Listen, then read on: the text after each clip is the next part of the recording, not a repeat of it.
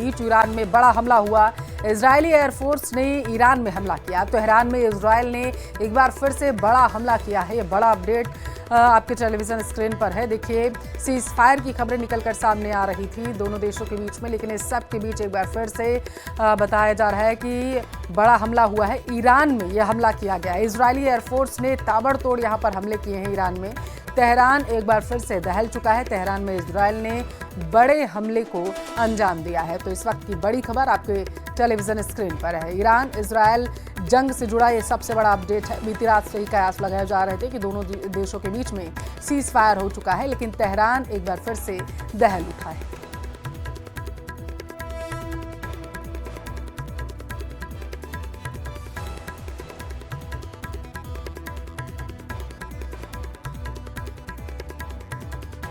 तो तेहरान में बड़ा हमला हुआ है। देखिए, तस्वीर आपको दिखा रहे हैं। एक बार फिर से तेहरान जो है वो दहल चुका है।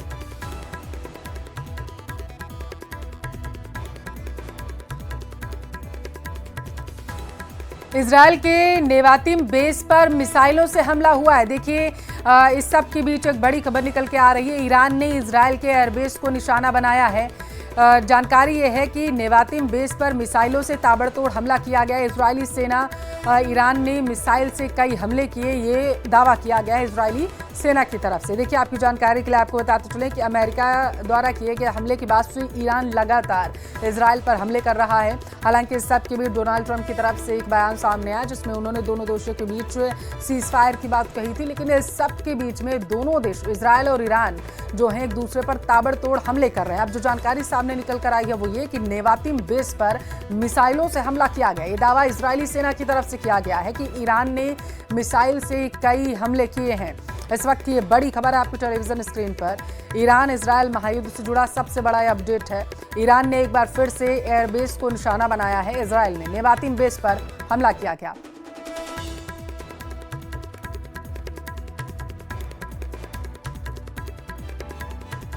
आप देखिए सन्नाटा क्या है। हालांकि मॉर्निंग में यहाँ पे इतनी भीड़ होती है या होती थी कि यहाँ पे कदम रखने की जगह नहीं होती थी।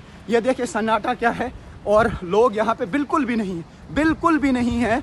ये टेल अवीव का सी साइड है और उससे आप अंदाज़ा लगा सकते हैं। देखिए, एक आदमी मुझे मुश्किल से यहाँ इस पूरे एरिया में मूवमेंट करते हुए नज़र आ रहा है।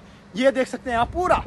ये मैं टेल अवीव आपको दिखा रहा हूँ, वो टेल अवीव जो बिल्कुल अबाज रहता था टूरिस्ट से, लोगों से। लोग सुबह एक्सरसाइज करते थे, मॉर्निंग वॉक करते थे, यहाँ पे बीच वॉलीबॉल खेलते थे, बीच गेम्स में मसरूफ़ होते थे। लेकिन यहाँ मैं अभी देख पा रहा हूँ कि इर्द गिर्द एक भी आदमी नहीं है, और यहाँ पे अगर कुछ है तो वो है सन्नाटा। अभी मूवमेंट जो है, देखिए रेड साइन जो मैं कह रहा हूँ यहाँ पे हर जगह पे फिर आता है। यहाँ जितने भी यहाँ पे पोल हैं या जितना भी यहाँ पे एरिया, उसमें लगातार रेड साइंस आती हैं। और मैं पूरा आज देश भर के, दुनिया भर के लोगों को दिखाना चाहता हूं कि वाकई में यहाँ पे बिल्कुल ऐसा सन्नाटा है जैसे सिटी में कोई रहता ही नहीं, जैसे इस एरिया में कोई रहता नहीं है। क्योंकि इस वक्त लोग कहाँ हैं, वो बिल्कुल अंडरग्राउंड बंकर्स में हैं, छुपे हुए हैं कि ईरानी अटैक से उनका कोई नुकसान तो नहीं होगा। अगर यहाँ पे कोई है, मैं समझता हूँ खाली मैं हूँ, ताकि मैं दुनिया को यहाँ की हकीकत दिखा सकूँ। रिस्क तो है, लेकिन थोड़ा सा मुझे लगता है कैलकुलेटेड है। हो सकता है कि समंदर के साइड से कोई मिसाइल का निशाना नहीं होगा, क्योंकि यहाँ गिर के शायद ऐसा नहीं होगा। लेकिन जहाँ पे भी निशाना होगा वो मैं दिखाने की कोशिश कर रहा हूँ, ताकि हवा में क्या कुछ हो रहा है। अभी तो मुझे यहाँ पे सिर्फ और सिर्फ सन्नाटा लग रहा है, सिर्फ सन्नाटा है। देखिए, शायद मुझे लगता है एक दो लोग चलने लगे। देखिए, ये दो गाड़ियाँ हैं जो मुझे अभी यहाँ दिख रही हैं, यानी कि अभी धीरे धीरे शायद फिर से नॉर्मल हो जाएंगे हालात। लेकिन अभी भी अंडरग्राउंड बंकर्स में लोग हैं, क्योंकि ये यहाँ पे जिस तरीके की इनके पास इंफॉर्मेशन की अवेलेबल है, इंफॉर्मेशन चाहे वो मोबाइल पे आता हो या रेडियो सुनते हैं, उसके बाद ये यहाँ पे बंकर में जाते हैं या फिर वापस निकलते हैं।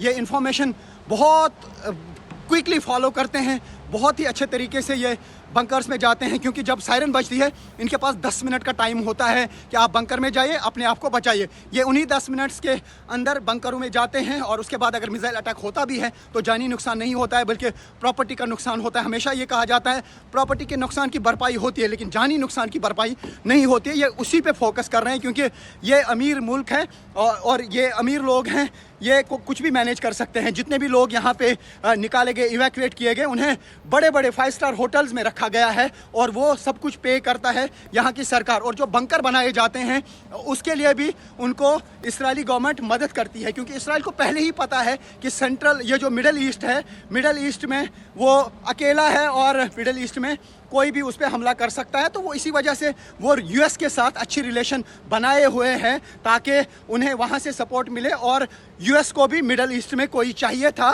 जिसके कंधे पे होके वो इस मिडल ईस्ट पे ये कहा जा सकता है अपना इन्फ्लुएंस बना के रखता। यही वजह है कि मिडल ईस्ट में अब इनके पास ये एयर बेसेस हैं जिनमें से एक पे कल अटैक हुआ। ये तभी मुमकिन हो पाया जब इसराइल की डोमिनेंस को वो तरजीह दे रहे हैं और वो अपनी मिडल ईस्ट में, क्योंकि तेल का कारोबार भी बड़ा इंपॉर्टेंट है, उसको ले